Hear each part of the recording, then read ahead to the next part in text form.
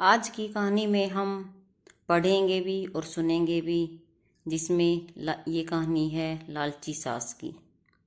रेखा जी अभी अभी अपने पति मुकुल जी के लिए कॉफ़ी बनाकर किचन से निकली ही थी कि सामने से लता को आता देखकर उनका पारा चढ़ गया। रेखा जी, जब सारा काम हमें ही करना है तो तुम्हारा क्या काम है?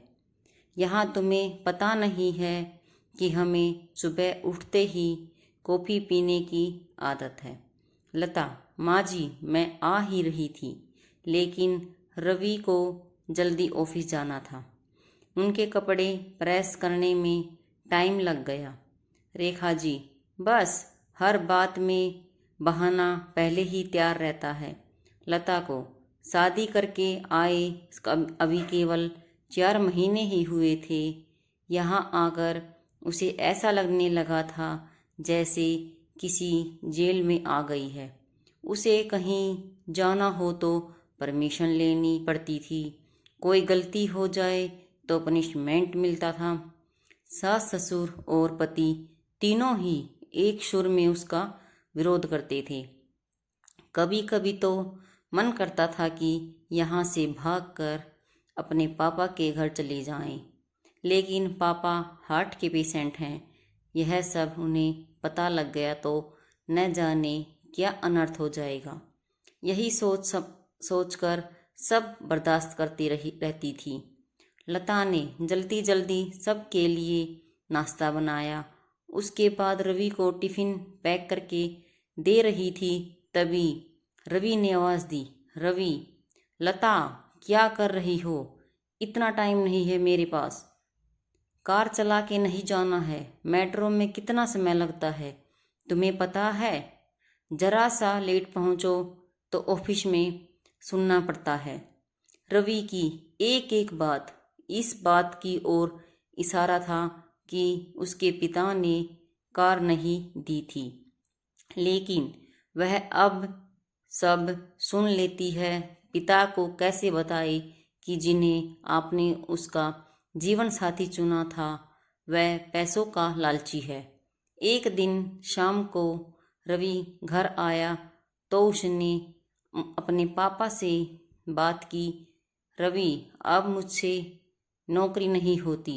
वो आपके पुराने दोस्त शर्मा जी मोटर पार्क बनाते हैं, मैं चाहता हूँ कि उसकी सप्लाई शुरू करूँ। पापा, लेकिन बेटा उसके लिए तो कम से कम 10 लाख रुपए चाहिए होंगे।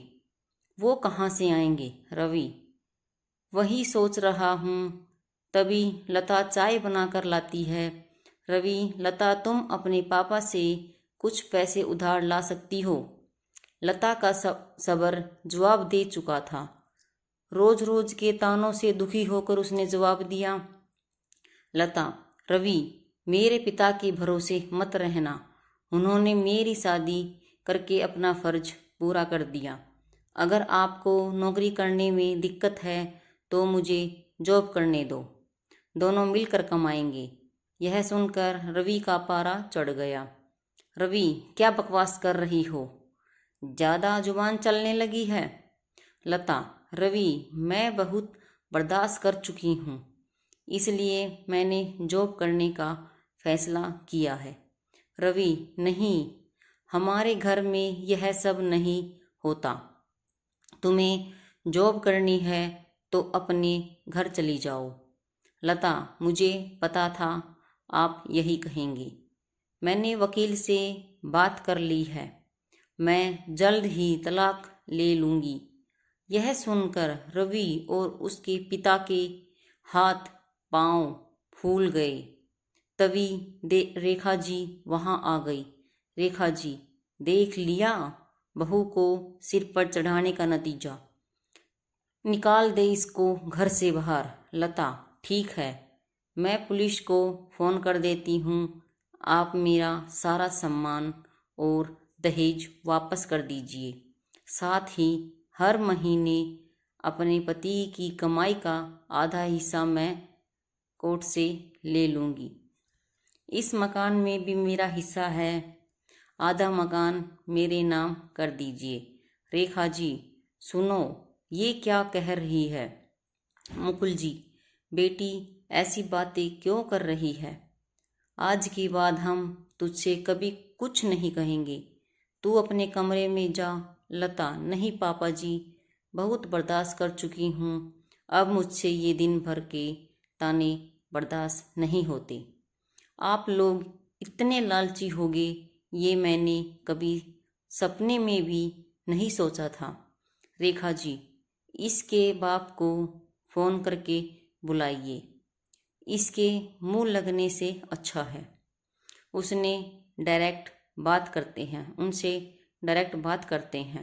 लता, माँ जी, मेरे पिता हार्ट के पेशेंट हैं, मगर इस बात को सुनकर उन्हें कुछ हो गया तो इसके जिम्मेदार आप लोग होंगे। रवि, ये तुम्हें क्या हो गया? आज से पहले तो तुमने कभी ऐसी बात नहीं की। लता, मैं आज तक आपके और मम्मी पापा जी के हर ताने को बर्दाश्त करती रही। 20 लाख रुपए मेरे पापा ने शादी में खर्च किए, फिर भी आपको कार चाहिए, बिजनेस करने के लिए पैसा चाहिए। लता ने उसी समय अपना सामान पैक किया और घर छोड़ दिया। जाने से पहले उसने अपने सास ससुर और पति तीनों को कहा, लता, अगर मेरे पापा को आपने कुछ बताया तो मैं आपको अरेस्ट करा दूंगी। तलाक का नोटिस आपको मिल जाएगा, चुपचाप साइन कर देना। लता वहाँ से निकलकर अपनी एक सहेली के फ्लैट में पहुँच गई। एक दिन पहले उसी ने उसे हक के साथ अपना आत्मसम्मान बचाने के लिए समझाया था। लता, कोमल, मैं आ तो गई हूँ, लेकिन अब आगे क्या होगा? कोमल, चिंता मत कर, मैंने बात कर ली है। मेरे ऑफिस में जगह खाली है। कल से तू जॉब करेगी और मेरे साथ रहेगी। 1 महीने तक जॉब करने के बाद लता एक दिन अपने घर जाती है और पिताजी को सारी बात बताती है।